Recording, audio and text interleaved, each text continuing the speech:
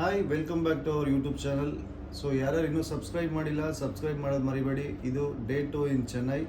ಇವತ್ತೇನೇನು ಮಾಡ್ತಾ ಇದ್ದೀವಿ, ಶೋಗೆ ಇನ್ನೊಂದು ದಿನ ಇದೆ. ಸೊ ಏನೇನು ಮಾಡ್ತಾ ಇದ್ದೀನಿ ಫುಲ್ ಡೇ ರೊಟೀನ್ನ ಆದಷ್ಟು ಕವರ್ ಮಾಡೋಕ್ಕೆ ಟ್ರೈ ಮಾಡ್ತೀವಿ. ಸೊ ಇವತ್ತು ನೈಟ್ 8 o'clockವರೆಗೂ ಅರೌಂಡ್ 2 ಲೀಟರ್ ವಾಟರ್ ಇದೆ. ಮತ್ತು ನಾರ್ಮಲ್ ಯೂಶ್ವಲ್ ಡೇ ಅಟ್ಟೆ ನಾವು ಇವತ್ತು ಕಾರ್ಬ್ ಲೋಡ್ ಮಾಡ್ತಾ ಇಲ್ಲ. ಸೊ ಫುಲ್ ಪ್ರೋಟೀನ್ ಇಂಟೇಕೆ ಇದೆ. 2 scoops protein, around 400 grams chicken ಮತ್ತು 300 grams ಫಿಶ್ ಇದೆ, 10 egg whites. ಇವಾಗ ಕಾರ್ಬ್ ಲೋಡ್ ಯಾಕೆ ಮಾಡ್ತಾ ಇಲ್ಲ ಅಂದರೆ ಯೂಶ್ವಲ್ ಆಗಿ 2 days ಇಂದನೇ ಕಾರ್ಬ್ ಲೋಡಿಂಗ್ ಸ್ಟಾರ್ಟ್ ಮಾಡ್ತೀವಿ. ನಂದು ಮೇನ್ ಶೋ 2 weeks ಆದಮೇಲೆ ಇರೋದ್ರಿಂದ ಜಾಸ್ತಿ ಓವರ್ ಲೋಡ್ ಮಾಡೋದು ಬೇಡ ಅಂತ ನಾಳೆಯಿಂದ ಕಾರ್ಬ್ ಲೋಡಿಂಗ್ ಸ್ಟಾರ್ಟ್ ಮಾಡ್ತಾ ಇದ್ದೀವಿ. ಅದನ್ನು ಹಾಕಿರ್ತೀನಿ. ಚಾನಲ್ ಸಬ್ಸ್ಕ್ರೈಬ್ ಮಾಡೋದು ಮರಿಬೇಡಿ, ಶೇರ್ ಮಾಡೋದು ಮರಿಬೇಡಿ. Thanks for your support. Full ವ್ಲಾಗ್ನ ನೋಡೋದು ಮರಿಬೇಡಿ. ಇದು last workout of the day before show.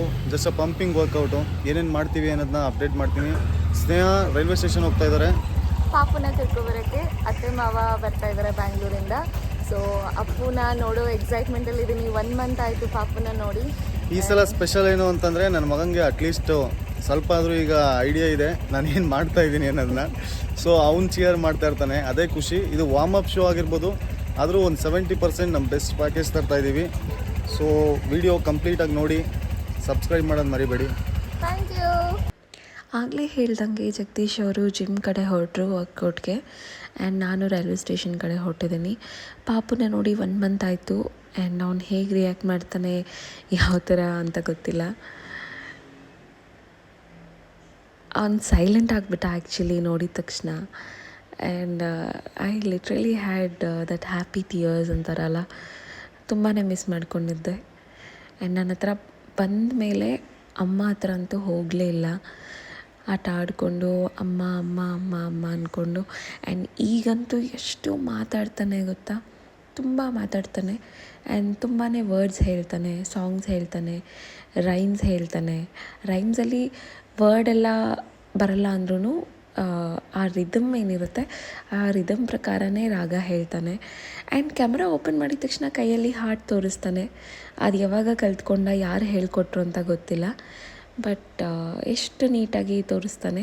And ಡ್ಯಾಡ ಎಲ್ಲಿ ಅಂತ ಕೇಳ್ತಾ ಇದ್ದೆ. ಆ್ಯಂಡ್ ಹಿಂದೆ ಅಮ್ಮ ಅವ್ರ ಜೊತೆ ಇದ್ದಾರೇನೋ ಅಂತ ಹುಡುಕ್ತಾ ಇದ್ದ. ಆ್ಯಂಡ್ ಎಲ್ಲ ಕಡೆ ಕಣ್ಣಾಡಿಸ್ತಿದ್ದ, ಪಪ್ಪ ಎಲ್ಲಿ ಅಂತ. ಡ್ಯಾಡ ಅಂದ್ಕೊಂಡು ಅವನು ಅವರಪ್ಪನ ಪಪ್ಪ ಅಂತಾನೆ ಇಲ್ಲ ಡ್ಯಾಡ ಅಂತಾನೆ. ಆ್ಯಂಡ್ ಈ ಸರಿ ಪ್ರೆಪ್ ಮಾತ್ರ it was like not very tough and not very easy also. Like every prep will have ups and downs, and ಈ prep ಕೂಡ ತುಂಬ ಇಂಪಾರ್ಟೆಂಟ್ ಆಗಿತ್ತು because we have high expectations. International show ಮಾಡ್ತಿದ್ದಾರೆ. And ಈ ಒಂದು ಚೆನ್ನೈಯಲ್ಲಿ ಏನು ಮಾಡ್ತಾ ಇದ್ದೀವಿ ನ್ಯಾಷನಲ್ ಶೋ, ಇದಕ್ಕೆ ಬಂದು ನಾವು ಪೀಕ್ ವೀಕ್ ಅಂತ ಮಾಡಿಲ್ಲ.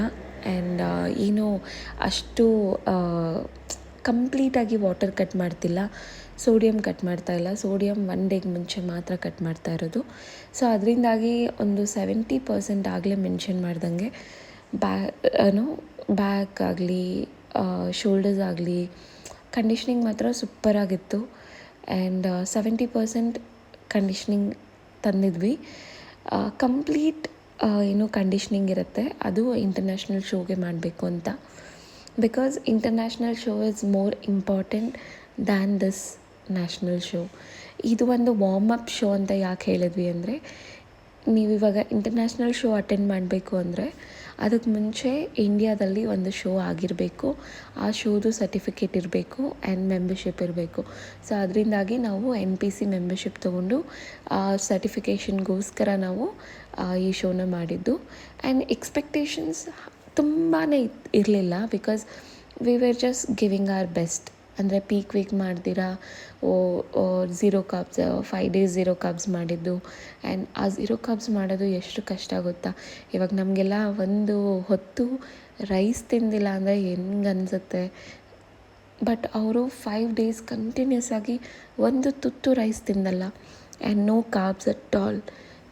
ಚಪಾತಿ ಅಂತಲ್ಲ, ಸ್ವೀಟ್ ಪೊಟ್ಯಾಟೊ ಅಂತಲ್ಲ, ರೈಸ್ ಅಂತಲ್ಲ, ಏನೂ ಮುಟ್ಟೋದೇ ಇಲ್ಲ. ಬರೀ ಪ್ರೋಟೀನಲ್ಲೇ ಇರ್ತಾರೆ.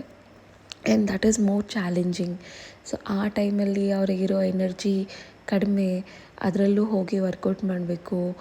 And this is not easy game ಆಯಿತಾ. Body building is not very easy at all. ಇದರಲ್ಲಿ ನೀವು ಎಷ್ಟು ಸ್ಯಾಕ್ರಿಫೈಸ್ ಮಾಡ್ತೀರಾ, the day you look at yourself all the sacrifices ಮರ್ತೋಗುತ್ತೆ. ಆ ಖುಷಿನೇ ಬೇರೆ. ಆ್ಯಂಡ್ ಬೀಯಿಂಗ್ ಅ ಫ್ಯಾಮಿಲಿ, ಇಲ್ಲಿ ನಮಗೆ ಅಂತ ಅತ್ತೆ ಮಾವ ಸಪೋರ್ಟ್ ಇದೆ, ಅಂದರೆ ಪಾಪುನ ನೋಡ್ಕೊಳ್ಳೋದ್ರಲ್ಲಿ. So I am able to support him. So I am very thankful for my father in law and mother in law. ಪಾಪುನ ಚೆನ್ನಾಗಿ ನೋಡ್ಕೋತಾರೆ, ಭದ್ರಾವತಿ ಕರ್ಕೊಂಡು ಹೋಗ್ತಾರೆ, ಬರ್ತಾರೆ ಅದು ಬ್ಯಾಂಗ್ಳೂರಿಗೆ. ಸ್ವಲ್ಪ ದಿನ ಇಲ್ಲಿರ್ತಾರೆ, ಸ್ವಲ್ಪ ದಿನ ಭದ್ರಾವತಿಲಿರ್ತಾರೆ. ಸೊ ಹಾಗೆ ಮ್ಯಾನೇಜ್ ಮಾಡ್ತಾಯಿದ್ದೀವಿ until he grow up little more. And workout ಎಲ್ಲ ಮುಗಿಸ್ಕೊಂಡು ಜಗದೀಶ್ ಅವರು ಮನೆಗೆ ಬರೋ ಅಷ್ಟೊತ್ತಿಗೆ ನಾವು ರೂಮಿಗೆ ಬಂದಿದ್ವಿ. ಆ್ಯಂಡ್ ಅಪ್ಪು ಅಂತೂ ಹೊಸ ಜಾಗ, he was all discovering everything around. ಅದಾದಮೇಲೆ ಸ್ವಲ್ಪ ಊಟ ಮಾಡಿ ಹಾಲು ಕುಡಿದು ತಾಚಿ ಮಾಡಿದ್ದು. ಹಾಯ್, ನಾವು ಬಂದಿದ್ದೀವಿ ಅಣ್ಣಾ auditorium. So registration day, I checkup ಮಾಡಿಸಿ ಟ್ರಂಕ್ ನಂಬರ್ ಇಸ್ಕೊಳ್ಳೋಕ್ಕೆ ಇವಾಗ ಬಂದಿದ್ದೀವಿ. ಸೊ ಬನ್ನಿ ಒಳಗೋಗಿ ನೋಡೋಣ ರಿಜಿಸ್ಟ್ರೇಷನ್ ಹೆಂಗಿರುತ್ತೆ.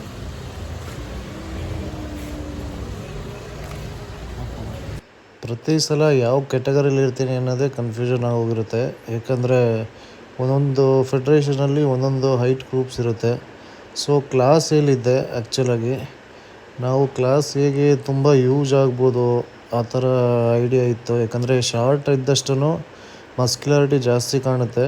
ಮೆನ್ಸ್ ಫಿಸಿಕಲ್ ಈಗ ಕ್ರೈಟೀರಿಯಾಸ್ ಎಲ್ಲ ಚೇಂಜ್ ಆಗಿದೆ. ಹಂಗಾಗಿ ಸೊ ಫಾರ್ಮ್ ಎಲ್ಲ ಫಿಲ್ ಮಾಡಿ ನಾವು ರಿಜಿಸ್ಟ್ರೇಷನ್ನು ಅಮೌಂಟ್ ಎಲ್ಲ ಪೇ ಮಾಡಿ ಹೈಟ್ ಚೆಕಪ್ ಮಾಡಬೇಕಾಗಿತ್ತು. ಸೊ ಎಲ್ಲನೂ ಫಾರ್ಮ್ ಫಿಲ್ ಮಾಡಿ ಕ್ಲಾಸಿಕ್ ಫಿಸಿಕ್ಕು ಮಾಡೋಣ ಅಂತ ಅಂದ್ಕೊಂಡೆ ಕ್ಲಾಸೇ ಬಂದಿದ್ದ ತಕ್ಷಣ. ಸೊ ಆಮೇಲೆ ಕೋಚ್ ಹೇಳಿದ್ರು ಬೇಡ, ಮೆನ್ಸ್ ಫಿಸಿಕ್ ಮೇಲೆ ಫೋಕಸ್ ಮಾಡು. ಮತ್ತು 3 o'clock ಕ್ಲಾಸಿಕ್ ಫಿಸಿಕ್ಕು, ಮತ್ತು ಮೆನ್ಸ್ ಫಿಸಿಕ್ ಇದ್ದಿದ್ದು 9 o'clock, 8:30, 9 o'clock ಹಂಗೆ. ತುಂಬ ಗ್ಯಾಪ್ ಆಗಿಬಿಡುತ್ತೆ. ನನಗೆ ಚೆನ್ನೈ ಸೆಟ್ ಆಗ್ತಾನೆ ಇರಲಿಲ್ಲ. ಒಂದು 3 ಡೇಸಿಂದ ನಿದ್ದೆ ಕೂಡ ಇರಲಿಲ್ಲ. ಸೊ ಚೆನ್ನೈ ಫಿಟ್ ಸಿಟಿ ಯೂಟ್ಯೂಬರ್ನ ಮೀಟ್ ಮಾಡಿದ್ವಿ ಅಲ್ಲಿ. ಮತ್ತು ನನಗೆ ಸ್ಪಾನ್ಸರ್ ಮಾಡ್ತಿರೋರು ಲರ್ ಅಂತ ಕ್ಲಾತಿಂಗ್ ಬ್ರ್ಯಾಂಡು. ಸೊ ಅವ್ರದ್ದೇ ಶಾರ್ಟ್ಸ್ ವೇರ್ ಮಾಡಿದ್ದೆ, ಯೆಲ್ಲೋ ಕಲರ್ ಶಾರ್ಟ್ಸು. ಆದಷ್ಟು ಬ್ರೈಟ್ ಕಲರ್ ಪ್ರಿಫರ್ ಮಾಡ್ತೀನಿ ನಾನು ಸ್ಟೇಜಲ್ಲಿ. ಯಾಕಂದರೆ ನೀವು ಸಿಗೋ ಒಂದು 30 seconds 1 minute ಜಡ್ಜಸ್ನ ಬೇಗ ಅಟ್ರ್ಯಾಕ್ಟ್ ಮಾಡಬೇಕು. ಸೊ ನಿಮ್ಮದು ಅಪಿಯರೆನ್ಸು, ನೀವೇನು ಕಾಸ್ಟ್ಯೂಮ್ ವೇರ್ ಮಾಡಿರ್ತೀರ, ಹೇರ್ ಸ್ಟೈಲು, ನೀವು ಯಾವ ಥರ ಸ್ಟೇಜ್ ಪ್ರೆಸೆನ್ಸ್ ಇದೆ, ಇದ್ರ ಮೇಲೆ ಫೋಕಸ್ ಮಾಡಬೇಕು ಯಾವಾಗಲೂ. ನಾನು ಶೋ ಆಫ್ಟರ್ ಶೋ ಇಂಪ್ರೂವ್ ಆಗ್ತಾಯಿದ್ದೀನಿ. ಪೋಸಿಂಗ್ ವೈಸ್ ಆಗಲಿ ಎಲ್ಲದರಲ್ಲೂ, ಪ್ರೆಸೆನ್ಸ್ ವೈಸ್ ಆಗಲಿ ಎಲ್ಲದರಲ್ಲೂ. ಬ್ಲರ್ ಅಂತ ನಾನು ಮೆನ್ಷನ್ ಮಾಡ್ತಾ ಇರ್ತೀನಿ. ನೀವು ಯಾವಾಗಲೂ ಯಾರ್ಯಾರು ಕಂಪ್ಲೀಟ್ ಮಾಡ್ತೀರಾ ಅವರೆಲ್ಲ ಬೋರ್ಡ್ ಶಾರ್ಟ್ಸ್ ಬೇಕು ಅಂತಂದರೆ ಅವ್ರ ವೆಬ್ಸೈಟಿಗೆ ಹೋಗಿ ಆರ್ಡ್ರ್ ಮಾಡಿ. ತುಂಬ ಅಫೋರ್ಡಬಲ್ ಪ್ರೈಸಲ್ಲಿ ಕೊಡ್ತಾಯಿದ್ದಾರೆ. ಶಾರ್ಟ್ಸ್ ಕ್ವಾಲಿಟಿ ಎಲ್ಲ ತುಂಬ ಚೆನ್ನಾಗಿದೆ. ಮತ್ತು ಈಗ ಮಾಡರ್ನ್ ಮೆನ್ಸ್ ಫಿಸಿಕ್ ಕ್ರೈಟೀರಿಯಾ ಪ್ರಕಾರ ಶಾರ್ಟ್ಸ್ ಇದೆ. ಸೊ ಹೈಟ್ ಚೆಕಪ್ ಮಾಡಿದ್ವಿ, ಎಕ್ಸಾಕ್ಟ್ 170 ಇದೆ. ಅದು ಹೆಚ್ಚು ಕಮ್ಮಿ ಬರ್ಬೋದು, 170 171 ಇನ್ ಬಿಟ್ವೀನಲ್ಲಿ ಬರ್ತೀನಿ ಮೋಸ್ಟ್ಲಿ ನಾನು. ಸೊ ಇದರಲ್ಲಿ ಎಕ್ಸಾಕ್ಟ್ 170 ಇದ್ದೆ ನಾನು. ಹಾಗಾಗಿ ಕ್ಲಾಸಿಕ್ ಕ್ಯಾಟಗರಿಗೆ ಬಂದೆ. ಆದರೆ 2 ಮೈಂಡ್ ಇತ್ತು, ಕ್ಲಾಸಿಕ್ ಫಿಸಿಕ್ ಮಾಡಲಾ ಬೇಡವಾ ಅಂತ. ಆಮೇಲೆ ಲಾಸ್ಟಲ್ಲಿ ಪರವಾಗಿಲ್ಲ ಅಂತ ಡಿಸೈಡ್ ಮಾಡಿದ್ವಿ, ಮೆನ್ಸ್ ಫಿಸಿಕ್ಕೇ ಮಾಡೋಣ, ಅದ್ರ ಮೇಲೆ ಫೋಕಸ್ ಮಾಡೋಣ ಅಂತ. ಇದು ವಾರ್ಮಪ್ ಶೋ ಆಗಿರೋದ್ರಿಂದ ಅಷ್ಟೊಂದು ಯೋಚನೆ ಮಾಡೋ ಅಂಥದ್ದೇನು ಇರಲಿಲ್ಲ. ಆದರೆ ನಾವು ಇಷ್ಟು ವರ್ಷ ಕಂಪ್ಲೀಟ್ ಮಾಡಿರೋದ್ರಲ್ಲಿ ವಾರ್ಮಪ್ ಶೋನೇ ಇಷ್ಟು ಬೆಟರಾಗಿ ಕಾಣಿಸಿದ್ದು ಇದೇ ಫಸ್ಟು. ಯಾಕಂದರೆ ಇಷ್ಟು ಹಾರ್ಡ್ನೆಸ್ಸು, ಆ ಲೆವೆಲ್ ಕಂಡೀಷ್ನಿಂಗ್, ಓವರಾಲ್ ಸೈಜ್ ಆಗಲಿ ಕಂಡೀಷ್ನಿಂಗ್ ಆಗಲಿ ಎಲ್ಲನೂ 100% ಇಂಪ್ರೂವ್ಡ್, ಬೆಟರ್. ನಾನಂತೂ ತುಂಬ ಸ್ಯಾಟಿಸ್ಫೈಡ್ ಆಗಿದ್ದೆ. ಮತ್ತು ಸ್ಟೇಜ್ ಮೇಲೆ 1.5 year ಆದಮೇಲೆ ಸ್ಟೇಜ್ ಮೇಲೆ ಹೋಗೋದಕ್ಕೆ ನಮ್ಮ ಫ್ಯಾಮಿಲಿ, ಪಾಪು, ಸ್ನೇಹ ಮತ್ತು ನನ್ನ ಸಪೋರ್ಟ್ ಮಾಡೋದಕ್ಕೆ ಬೆಂಗಳೂರಿಂದ ಬಂದಿದ್ದರು. ಅವರೆಲ್ಲರ ಮುಂದೆ ನಾನು ಸ್ಟೇಜ್ ಮೇಲೆ ಹೋಗೋದಕ್ಕೆ ತುಂಬ ಎಕ್ಸೈಟ್ಮೆಂಟಲ್ಲಿದ್ದೆ. ಸೊ ನನ್ನ ಟ್ರಂಕ್ ನಂಬರ್ ಬಂದು 34. ನೆಕ್ಸ್ಟ್ ವೀಡಿಯೋದಲ್ಲಿ ನನ್ನ ಸ್ಟೇಜ್ ವೀಡಿಯೋಸ್ ಅಪ್ಲೋಡ್ ಮಾಡಿರ್ತೀನಿ. ಎಲ್ಲರೂ ವೀಡಿಯೋನ ಸಬ್ಸ್ಕ್ರೈಬ್ ಮಾಡಿ, ಶೇರ್ ಮಾಡಿ, ನಮ್ಮ ಚಾನಲ್ನ ಸಪೋರ್ಟ್ ಮಾಡಿ. 2000 ಸಬ್ಸ್ಕ್ರೈಬರ್ ಆಗಿದೆ, ಹಿಂಗೆ ಸಪೋರ್ಟ್ ಮಾಡ್ತಾಯಿರಿ. ಸೊ ಅಲ್ಲಿಂದ ಮನೆಗೆ ಬಂದು ಹೇರ್ ರಿಮೂವಲ್ ಮಾಡೋಕ್ಕೆ ಸ್ಟಾರ್ಟ್ ಮಾಡಿದ್ವಿ. ಇದೇ ಒಂದು ಟಫೆಸ್ಟ್ ಜಾಬು. ನಾನು ಯೂಶ್ವಲಾಗಿ ಶೋ ಡೇ ಬಿಫೋರ್ ಮಾಡ್ತೀನಿ. 2-3 days ಬಿಫೋರ್ ಮಾಡಿದ್ರೆ ಬೆಟರ್ ಅಂತ ಅನಿಸುತ್ತೆ.